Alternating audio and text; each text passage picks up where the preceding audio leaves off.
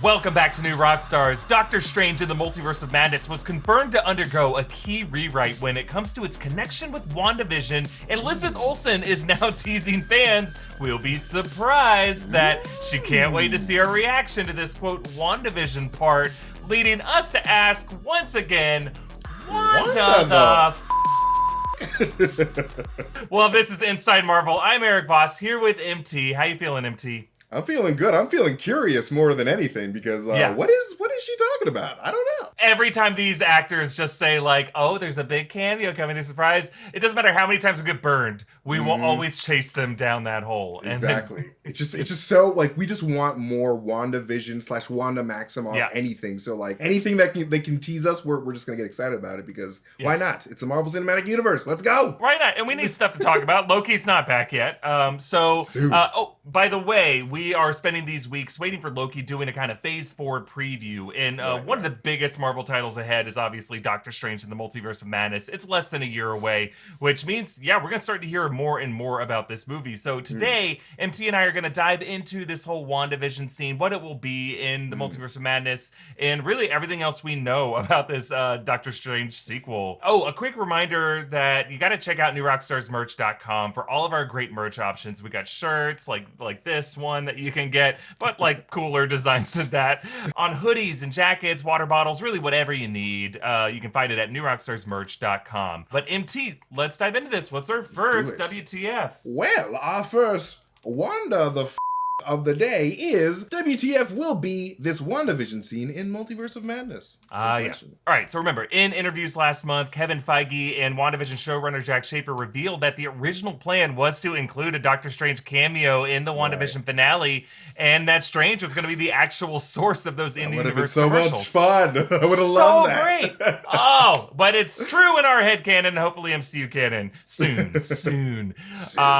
So this means that Stark toaster, the Strucker watch, Hydro Soak, Lagos paper towels, Yo Magic yogurt, and Nexus antidepressants, these were all various messages from Doctor Strange, just warped by the Westview Hex to fit into Wanda's sitcom aesthetic. And Feige said that removing Doctor Strange from the finale led to rewrites for Multiverse of Madness to explain what Wanda's link would be from WandaVision. And now Elizabeth Olsen just told Glamour Spain that Multiverse of Madness is sure to surprise fans, saying, quote, I can't wait to see your reaction, especially when it comes to the WandaVision part. Okay, right. Elizabeth, what you got for us? What you got for us? Well, if you try to read her mind here, Olsen did say in that interview last month that Wanda had retreated to that remote mountain cabin specifically, to use her words here, because she knew she would be held accountable for her actions. She's on the run. She's on the run, and it knows that there's going to be another shoe that drops. There's going to be some kind of justice, some kind of turn for her, where that means she's going to be on a different side of this coming battle. And breaking apart that scene again, in that cabin, Wanda was using astral projection to scour the Darkhold while her physical form was brewing tea, which makes it an advanced form of this spell, because every other time we've seen a sorcerer do this in the MCU, the physical body has had to be incapacitated, not just asleep. We saw the Ancient One was basically on her deathbed. The other Caecilius Dormammu zealot that he fought in the Sanctum, his body was incapacitated. You saw his body fall back. So Wanda doesn't have to fall back here. Yeah, and when the Ancient One pushed, Doctor Strange's spirit out of his body in that amazing trippy sequence in the first movie, he was unconscious. When Bruce Banner got knocked out of the body of Smart Hulk, the same thing happened. And while all this happens, we hear the Doctor Strange theme music playing, and the camera swoops into the cabin. And the camera movement doesn't edit or cut or anything across the lake as it goes to the back room of the cabin, which, a lot of us have compared to Sam Raimi's camera work in Evil Dead. Sam Raimi's directing Doctor Strange Multiverse Madness. So as the Scarlet Witch is flipping through the Darkhold, we hear the voices of her children crying out for help, implying that she might have been searching the multiverse for a reality where her children exist, and that her children might be in some kind of peril, or someone is using the sound of them being in peril as bait for Wanda. That'd be some good bait, because she is definitely missing her kids right about then. Yummy bait. That's a live cricket on the end of that hook right there. So I think we can assume, MT, that this rewritten Wanda Multiverse of Madness scene will tie into all that. And I see two options. I want to hear what your thoughts are. But the first idea after this is that maybe in desperation to bring her kids back, Wanda casts another hex, which, as a Nexus being, breaks reality, causing a Multiverse of Madness and making Wanda a House of M-style antagonist that we kind of expected her to become in WandaVision. Yeah. And that this new scene in Multiverse of Madness could be a flashback with Strange and Sanctum Sanctorum casting spells to try to warn Wanda and Westview to drop the hex and come talk with him, talk to the Doctor. Oh my God. But that his messages fail. And they just show up as commercials that no one understands. And then after he consults with Agatha Harkness, he tracks down Wanda to that cabin. Maybe his astral projection is the camera point of view, and that Strange and Wanda have an astral projection fight, and that's how the movie opens. Okay, so like we would technically have been Doctor Strange in that sequence in WandaVision where we see her. Okay. Yeah. I like that. And like it's sort of like retroactively enacts those original Kevin Feige plans of having Doctor Strange be responsible for those commercials. So I love that. I hope that they do that because that'd like, oh man, like those are like the best parts of WandaVision, and they haven't really explained them yet. So that would be a great explanation. Yeah, like maybe the moment she like wakes up in cognition when she hears the voices, like she's looking up at Strange in that moment. He snaps the Darkhold shut and tries to take it from her. Like, do not around with this book. Oh my God, that would be dope. That would be such a cool reveal. That'd be fun. Maybe not the opening scene, be fun to see that at some point in the movie. But I want to quickly share the second option for what this WandaVision Multiverse Madness scene could be.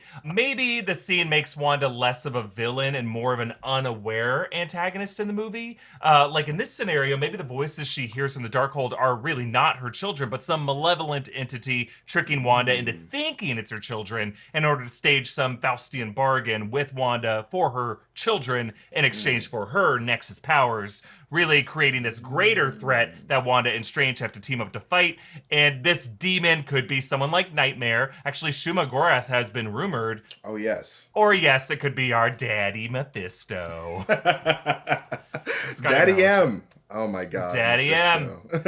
M. Yeah, you guys all know I was still on the Mephisto train after that post-credit scene, and really even more so after the showrunner revealed that Agatha's rabbit was supposed to be a demon in disguise. No, obviously not everything in the show was a Mephisto clue, so you can stop tweeting me those stale memes. Seriously. Come on, find a new joke. Super whack at this point. Please just stop. It's embarrassing. Find a new thing to make fun of me for. How about that? And watch any video on New Rockstars. You can find something that you can make fun of me for. Tweet me that. Just something new. Give me something new. I don't care if you make fun of me. But actually, Catherine Hahn recently said that Agatha was not under the influence of Mephisto. She debunked that theory. Okay. But that doesn't mean Wanda's not still vulnerable to people like him or him himself, because we never got answers on Billy and Tommy, because the way they entered this universe was not the same way Wanda invoked Vision in Westview, right? This is true, they kind of came about through some other means. And there was that weird line in the finale where Wanda said, "Thanks for choosing me to be your mom," which, like, that's not how it works. The stork doesn't choose you. Like, if they were born from your womb, they didn't, like, their souls didn't come. This isn't, what's it called? Soul. What's the name of that movie? Soul. Huh? It's like, woohoo! I want that one. Yeah. I feel like the rules of Soul are now canon in the MCU now. I think that's what Kevin Feige is I think the rules of Soul saying. are canon in our lives. I That's would like to how I think want so. it to be. I recently saw Soul, and like I love that movie. It's so good. It's such a beautiful movie. So beautiful. So yeah, we don't really know what these kids' voices from the Darkhold mean. That's obviously a big mystery that they want us to pore over as we head into Multiverse of Madness. So I think in this case we might see an opening scene to this movie with Wanda in that cabin casting a hex with the Darkhold, finding what she thinks are her children, but then getting drained of her powers by some demon, whether that be Shuma-Gorath or Nightmare or Mephisto, while Strange races to free Wanda from this stranglehold, but without killing her, because he's a doctor. He doesn't want to do any harm. Yeah. What do you think of that version? And which do you think is more likely? And do you have any thoughts on this, MT, of what this could be? I really do like that that entity thing as well, because like with the Darkhold is this super ancient book that has ties to, I believe, the many angled ones. Which is what Shuma-Gorath is, and because we're getting all these really prevalent rumors that Shuma-Gorath may be the villain of Doctor Strange 2, I'm sort of like, you know what, option 2 may actually be happening because in the comics, these many angled beings have used these books to try to weasel their way into our reality. So maybe a Shuma-Gorath or some other entity is trying to do that and use Wanda. So the presence of the Darkhold is a very big indicator of an option 2 happening, in my opinion. But I really just want to see option 1 because those commercials need to be explained. Yeah. And I want Doctor Strange 2 to acknowledge the commercials because it'll be great. Do you think it's possible that the opening scene could just be something simpler where it's Agatha Harkness, Catherine Hahn, and Westview brewing tea or gardening with some Vunagor Everbloom, and then Strange shows up in a portal and it's just them talking? Because I think that would be totally fine by me as well.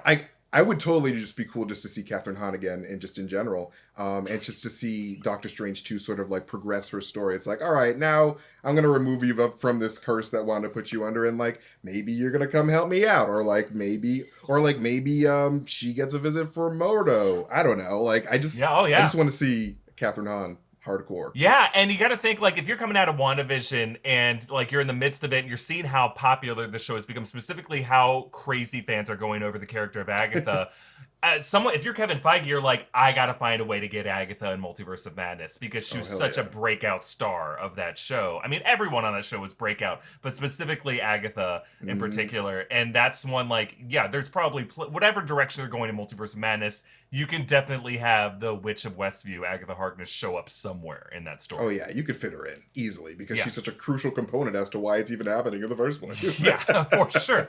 For sure. So let us know in the comments below what you think this new WandaVision-esque scene in Multiverse of Madness will be that Elizabeth Olsen's hyping us up for, or whether you think it's all bullshit and then they make no reference at all to WandaVision other than the fact that she's in it. It's all just a lie. Well, we have a whole bunch of other questions about Multiverse of Madness that we're going to get to in a second. First, we want to thank some friends who helped us make this episode. Thank you to Keeps for sponsoring this episode. More than 50 million men in the U.S. suffer from male pattern baldness, and there are only 2 FDA-approved medications that prevent hair loss. Good news, Keeps offers both of them. Keeps has a simple, stress-free way to keep your hair. I personally hate going to doctor's appointments in general. It's never a convenient time. You have to park. You got to sit in a waiting room. It's about as much fun as losing your hair is. Well, Keeps offers convenient virtual doctor's consultations and medications delivered straight to your door every 3 months. You don't have to leave your home to go to the doctor or to the pharmacy. Treatments start at just $10 per month, and Keeps offers generic versions to keep costs low. Their proven results arrive on your doorstep in discreet packaging. Keeps has more 5-star reviews than any of its competitors. With hair loss, prevention is key. Treatments can take 4 to 6 months to see results, so you gotta act fast. So if, like MT, if you're ready to take action and prevent hair loss, go to keeps.com/Marvel to receive your first month of treatment for free. That's keeps.com/Marvel to get your first month free. keeps.com/Marvel. We also want to thank Bespoke Post for sponsoring this episode. Bespoke Post's new lineup of essential box of awesome collections for guys are guaranteed to upgrade your life no matter what you are into. Some of my favorite boxes from the past have had great shirts I wear all the time, cool kitchen equipment, and some fun travel gear. Whether you're out taming the wilderness or taking your home bar game to pro-level heights, Bespoke Post only sends guys the best stuff every month. Box of awesomized collections for every part of your life. Their new Explorer box comes with cool gear that you can use to go off into the wilderness, and the Julep box comes with everything you need to make a fancy mint julep cocktail. To get started, take the quiz at boxofawesome.com. Your answers will help them pick the right box of awesome for you. They release new boxes every month across a ton of different categories. It's free to sign up, and you can skip a month or cancel anytime. Each box only costs $45, but has over $70 worth of gear inside. Get 20% off your first monthly box when you sign up at boxofawesome.com and enter the code MARVEL at checkout. That's boxofawesome.com, code MARVEL for 20% off your first box. And thank you to Blue Chew for sponsoring this video. video. Our friends at Blue Chew have a unique online service that delivers the same active ingredients as Viagra and Cialis, but in chewable form and at a fraction of the cost. Blue Chew is an online prescription service, so no doctor's office or pharmacy trips. It ships right to your door in a discreet package.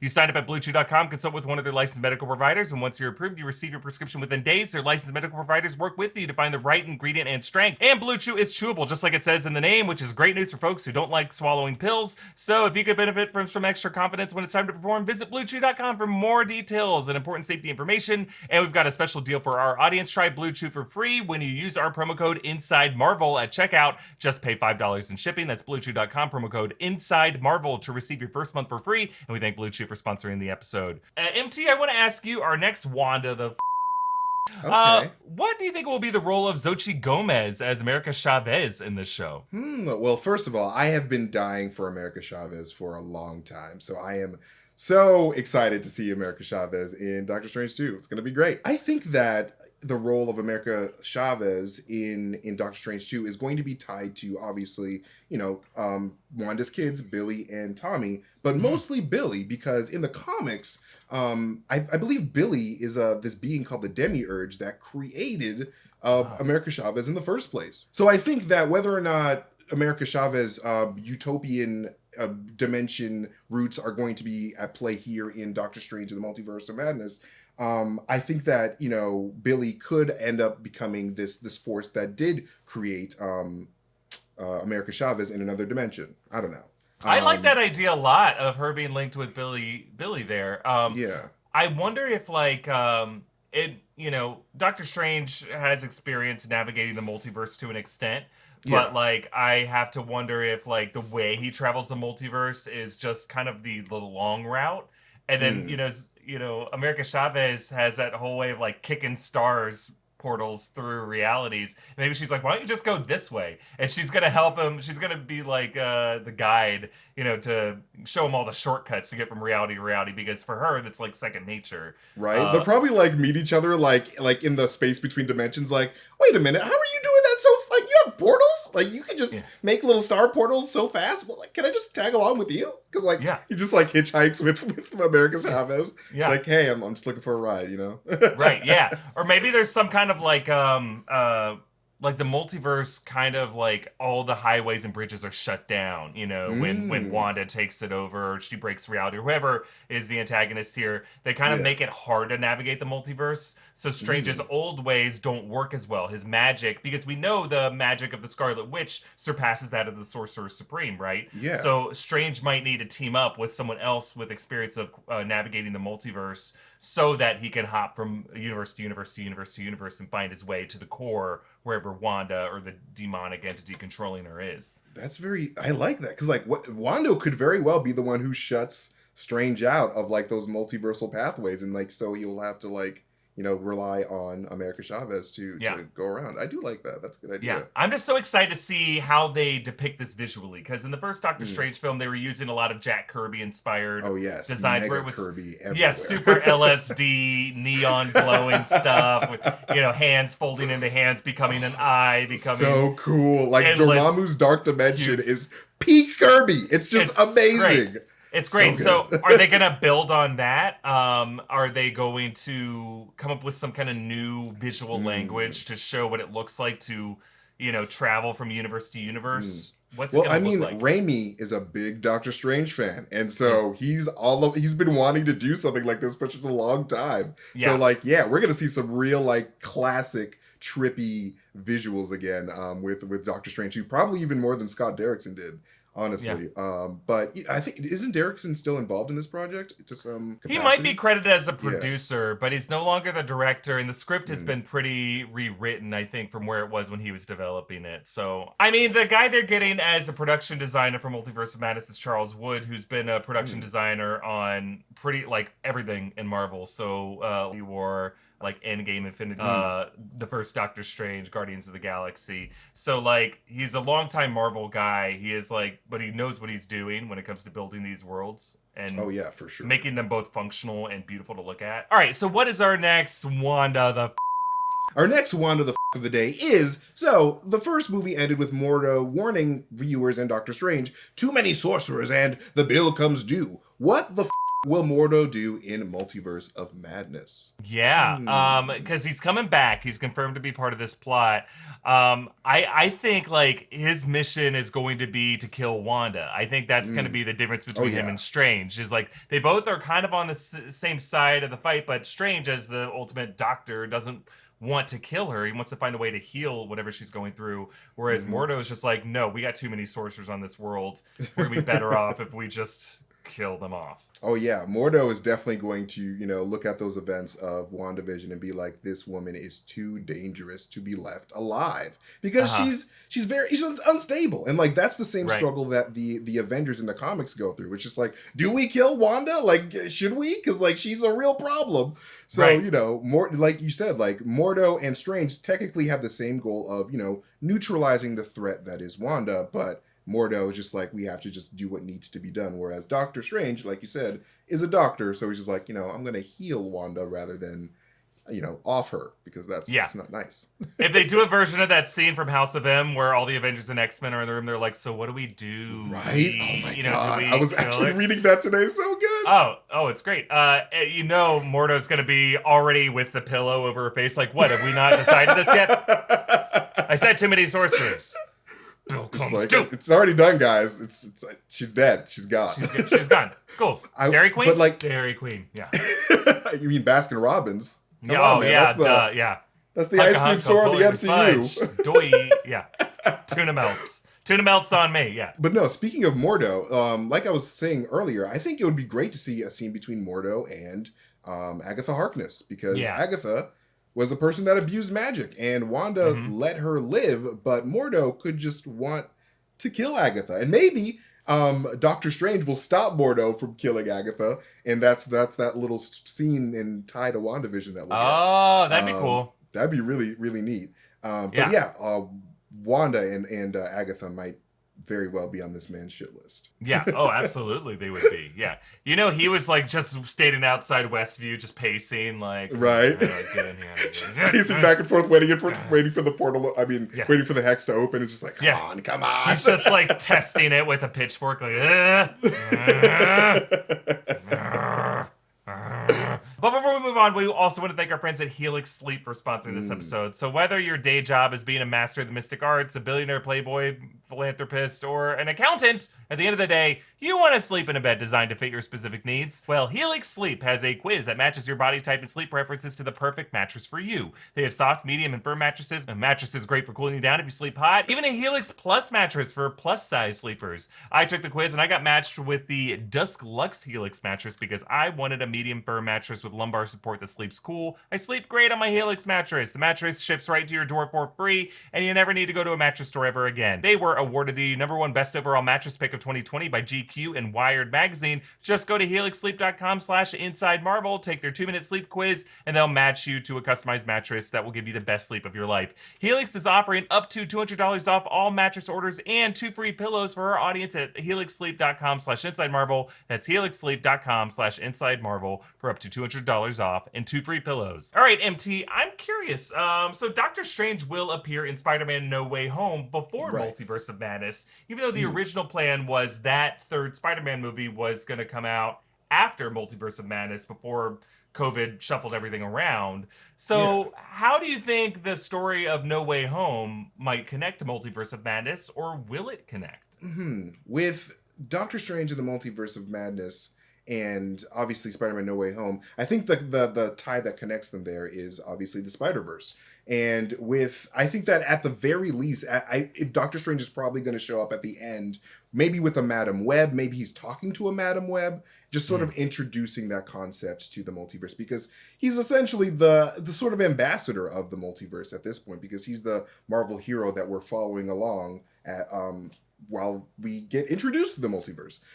So I think that, there will be some type of Madam Web, like, here, Peter, like, this is the multiverse, and like, here's this weird spider part of the multiverse, and like, I don't know, like, it'll probably be more of like a explanation type of deal, because I don't think there's really anyone else in the Spider-Man universe that could explain the concept of the multiverse as well as Doctor Strange is, other than a Madam Web. But what do you think? How do you think it's going to connect? Yeah, I agree, MT. I think they're going to start to explore part of the multiverse in No Way Home. But I think part of that conversation is also starting in Loki, you know? I think what we're about to find out is that the multiverse has always been there in the MCU, which we've known. Yeah. We've known from the first Doctor Strange movie. You know, the multiverse is a thing that exists in the MCU. And there's not going to be one big multiverse crisis necessarily. There's just going to be, like, ripple effects. There's going to be some kind of consequence of the multiverse here. There's going to be another consequence over here.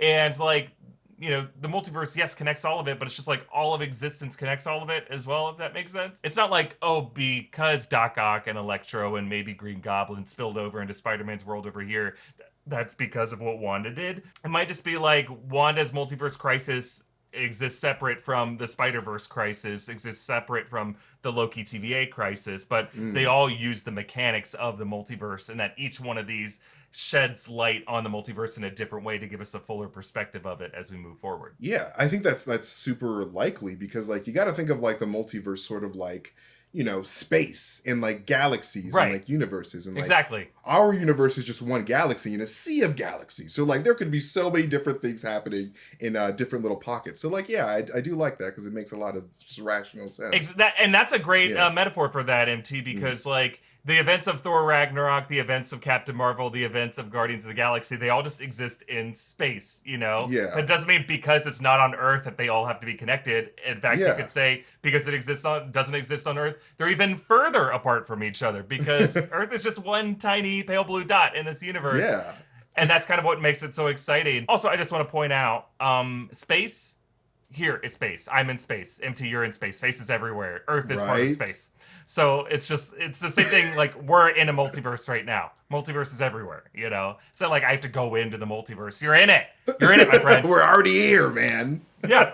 Yeah, man. You're in everyone it, except bro. for probably maybe Mobius and the TVA. They're probably outside of time and space or whatever. But, like, everyone else, yes. Yeah. Uatu the Watcher, you get a hall pass. Everyone else, you're in it. Sorry, it sucks here, but just suck it up. Yeah. All right, MT, what's our next, what the Wanda? Wanda the who? Who's Wanda? Wanda the who, when, and where? And our next question is, how will Multiverse of Madness permanently change the broader reality of the Marvel Cinematic Universe? Right, yeah. What's the post-credit scene of this one? Are we talking mutants? Are we talking Doom? Are we talking something else? I think, I don't know. Like, obviously mutants are coming into the MCU. I think it's going to be a bit early, right? Because we know all the titles through, it seems like the end of 2023. Fantastic Four is on the other side of that. And then there's been announced Deadpool 3, announced Blade. So, you know, for better or worse, the mutants aren't anywhere on that lineup. So, like, if anything, you gotta think what the post-credit scene is, it's gonna be for a movie that we know is coming, I would imagine, as opposed to, like, oh, Charles Xavier plays chess with Doctor Strange, even though that's still my reach theory. I want it to be, it ends with Doctor Strange in Westchester, New York, playing chess with Charles Xavier. That's what I want. God.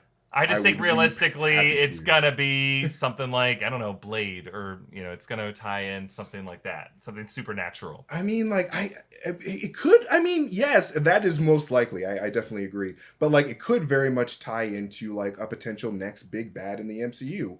And I think this Doctor Strange Multiverse of Madness could end up teasing the builders into the MCU, because if you guys look very carefully in Guardians of the Galaxy Volume 2, you can see all over, mainly the that ship that Rocket and Yondu bring in to save the Guardians. There's a lot of builder machine code all around the ship. And builder machine code is the language of the builders, who are this amazing, like, amazing threat to the Marvel. Like, I don't mean to be like, oh man, I love threats to the universe, but, like, they're one of my favorite villains because they kick off this amazing intergalactic war with superheroes. Like, it's basically the Marvel Star Wars, the Builder War. And, like, the builders are connected to this event called the Incursions, which is, like, basically the ending of the Marvel multiverse, when, because one reality was ended early, all the realities sort of start to, like, smush into each other. And, you know, anyway, the builders are very much tied to,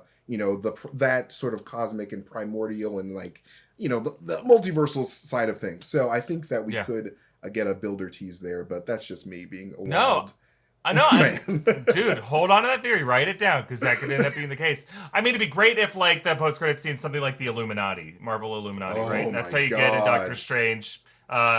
Normally, you'd have Iron Man part of that. You have to kind of recast it with different people. Have a Reed Richards there or something like that. I mean, normally Black Panther's kind of tied in with that, too. I know. I'm so sad that he's not going to be involved in this because of, obviously, T'Challa's passing. But, like, man... Yeah. I love the Illuminati. They're so sketchy and they're so... It'd be so cool. Just a sense of like a behind-the-scenes group of people who are like super powerful trying to just like have a superhero UN or even like a league of sorcerers, at the end, like Doctor Strange is just like, okay, we are the people of this planet that know how to use magic. And included in that would be the Wakandans because they have the ancestral plane, the heart-shaped herb. There is a type of mystical magic to that. So I'd love for them to lead that conversation. That'd be dope. That's just totally true. Those are all true facts. So yeah. Well, let us know your theories in the comments below. But that's it for this episode of Inside Marvel. MT and I are going to be back every Friday until June 9th. We're going to be covering all the biggest Marvel news over these next couple weeks as we wait for Loki. And then a reminder, on June 9th, the day of Loki's premiere, that's going to be a Wednesday, Inside Marvel will shift from Fridays to Wednesdays. Wednesdays, my dudes. We're going to move to Wednesdays. Follow MT at Mastertainment. Follow me at EA Voss. Follow New Rockstars. And subscribe to Inside Marvel wherever you get your podcasts. Subscribe to New Rockstars on YouTube. And we thank you for watching. We'll see you next time. Bye. Take it easy, guys.